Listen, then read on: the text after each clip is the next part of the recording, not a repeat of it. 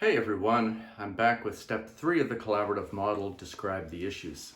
Describing the issues is a joint effort, and it's set up by the listening to learn that you did in step 2, the exchange of perspectives. Usually the issue will be described using a how can we statement, and at the end of the how can we is going to be a balance between theme A and theme B, and they're going to be joined by the word and, not or. So that's a difference from the adjudicative model. When you're describing the issue, there's 3 things to keep in mind, 3 keys. The first is to use neutral, non-judgmental language. By neutral and non-judgmental, I mean that you're going to use language that doesn't attribute fault or blame to any participant for the existence of the problem or issue itself.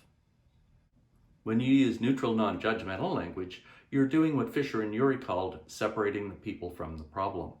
And the more neutral and non-judgmental it is, the greater that separation effect is. The second key is to describe the issue broadly. The issue has to be broad enough that each participant can talk about the heart of the matter as they've experienced it.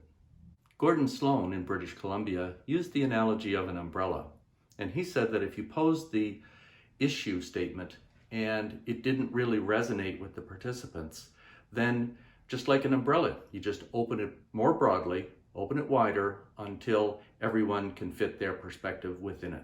Professor Werner Smitherum at the University of Prince Edward Island used to say we got to the issue statement by asking this question: what do you need to fix here today in order to leave with a successful outcome? The issue itself might be strongly relationship-oriented, might be strongly task-oriented, or it may be a blend of both.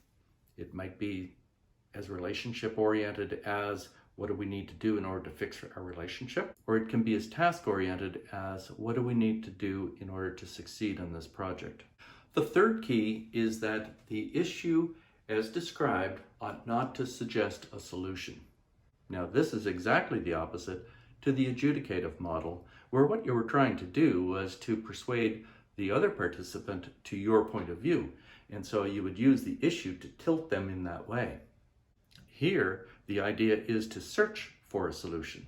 And so the issue as described ought to be open to all possibilities. There's a real temptation at this point, after the exchange of perspectives, to just jump to a solution. We're natural, logical, thinking, problem-solving creatures most of the time. And so that's a real big temptation. We describe the issue so that it doesn't suggest a solution in order to reduce the risk of that jump. There's another good reason to avoid that jump.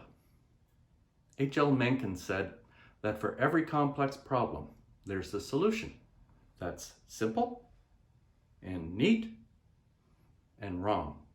We're wise to heed what he said and to move to the next step. Next step is going to be step 4, where you're going to talk about what is it that we want, what is it that we want to avoid, and that's going to give us the criteria to generate options in step 5. So step 4 is coming up in the next clip. Stay tuned.